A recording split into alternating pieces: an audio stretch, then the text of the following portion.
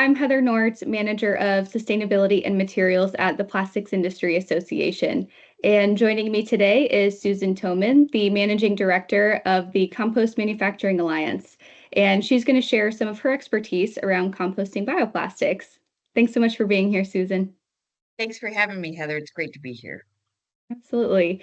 Well, there has been quite an increase in the different types of products being made with compostable bioplastics here in the US and globally, over the past couple of years. And many are being used in food packaging and utensils and even agricultural related products as well. And with this rise in use, composters are now seeing a larger volume of compostable bioplastics end up at their facilities. So I'm curious to know, from your perspective, do compostable bioplastics bring value to composters? Yes, I think there's two main ways compostables can bring value to compost manufacturers when other aspects of those programs are properly set up and managed. So I wanted to give that caveat.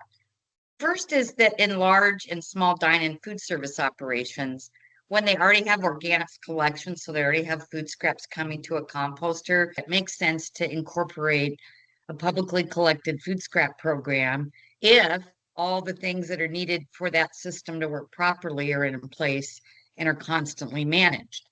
So think about the fact that if you're at a university or a school system in your city, you have to make sure that they have a full suite of certified compostable items so they don't just have like, well, the cup's not compostable, but everything else is. It's got to be all compostable or nothing. The other thing is that signage is important and education is important. And I've seen much more successful programs that are starting to use technology where they literally show imaging above the bin and sometimes even in video form. At the University of Washington, they're doing that. So if you can incorporate technology for better sorting, we're seeing that as a good management practice, and it can be very precise on what the cup looks like in the plate so people really understand where it goes, because sorting is always a problem in all our streams, recycling, composting, and landfill. So that's important too. So we want all the food scraps we can get in these situations. And it's important to note these programs are best done when the streams are clean, the bins are monitored, and you're avoiding any cross-contamination. But when you use a full suite of products at dine-in, at concerts, at public events, where food scraps are also generated, you can avoid landfilling any of the single-use packaging and also carry in food scraps from those containers. The second biggest opportunity, though, I think right now is with all the preponderance of plastic around food, convenience foods in takeout, the deli department at the grocery store, food contact food now moving more from the hard plastic to the flexible packaging. Nothing at grocery retail, to my knowledge yet, has gone compostable. Yet when you think about the volumes coming into composters from residential curbside, in many cases, they're 70 or 80% of their volume. So what's also killing them is all the plastics coming along that weren't there 30 years ago. The fruit stickers, the tags, the tape around the bananas, all those things. If you're taking 500,000 residents' materials every month, can add up to a lot of contamination. So I think the great opportunity in the next 10 years is to look at how do we convert grocery retail food contact packaging to be compostable in the cities where there's composting programs. So compostables can actually solve the problem of contamination and keep their costs down as composters because they're not cleaning it out, landfilling it, and going to all this other extreme. So that's a huge opportunity that I personally have a vision for that I would love to see get launched. And I think there's a lot of composters too that say, yeah, if the salad bags and the produce stickers and all that were compostable, around food, we wouldn't have the pressures from both commercial missorting and grocery retail contamination coming in. And if we can solve for those two problems, I think, smooth sailing and more organics would be welcomed at compost facilities. Absolutely. Yeah, that's a great point, and exciting to see that there is so much opportunity there for compostables to kind of fill the gap and simplify things in a way for both the consumer when they're trying to decide how to dispose of their food contact packaging, as well as for the composter, so there's less to sort out. So definitely seems like there's a ton of potential. Some work to still be done, making sure these streams are clean.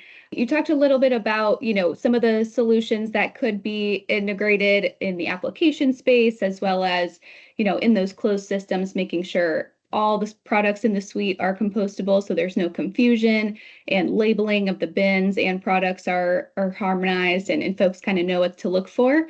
But what else is needed in order to bring more compostable bioplastics to compost facilities while reducing that risk of contamination?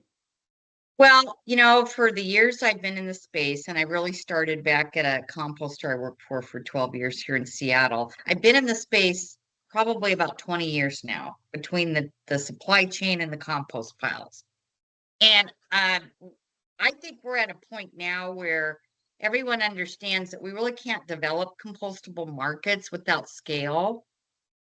So we think that what really needs to happen now to encourage compostable bioplastics and get composters comfortable with them without contamination is I think we need to align parts of the supply chain and the solid waste system for some big thoughts about how do we improve the system.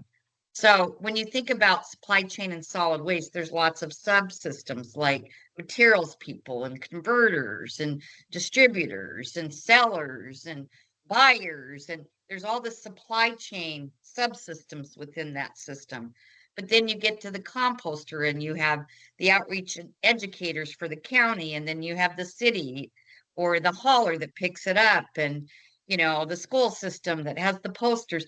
We have all these systems on the supply chain and the solid waste system that really aren't connected in a meaningful way toward system improvement.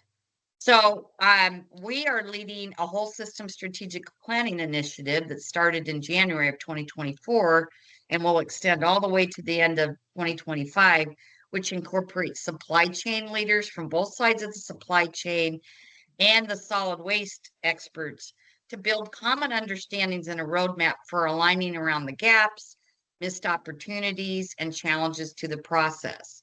In this respect, some of the areas we hope to address are encouraging legislation across the U.S. that, to your term, harmonizes color marking and certification marks that distinguish those products better. How do we use technology to help sorting?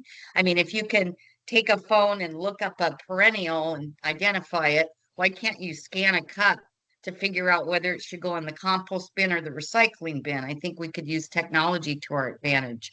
Working together on emerging and evolving EPR legislation that helps fund potential upstream and downstream systems for removing contaminants so the composter doesn't have to deal with it at all. And working together to better align around common initiative towards real system improvement. So we encourage folks that want to be part of this work to let CMA know, and it's also being promoted, and there's information housed on the U.S. Composting Council site on this initiative. But this is called our Circularity of Compostables and Compost Strategic Planning for 2024-2025. Wow, that's exciting work. Looking forward to seeing all of the findings that come out of that, and all the potential solutions that we can all kind of rally behind. So you mentioned the U.S. Composting Council website. Are there other places that folks can go to learn more about this and the other work that CMA is doing? Yeah, you can go to LinkedIn, and we also have a dedicated, real-time updated LinkedIn page for, the Circularity of Compostables initiative. Folks can go there and see real time some of the things that are happening as we put this together. So you can go there, and again, always reach out to CMA, and we're happy to support you or direct you to other initiatives that we see that might be useful. Sounds great. Thank you so much for sharing all of this, Susan. Well, thank you, Heather, for asking us. We appreciate being part of the dialogue today. Absolutely. And for everyone watching, happy Bioplastics Week.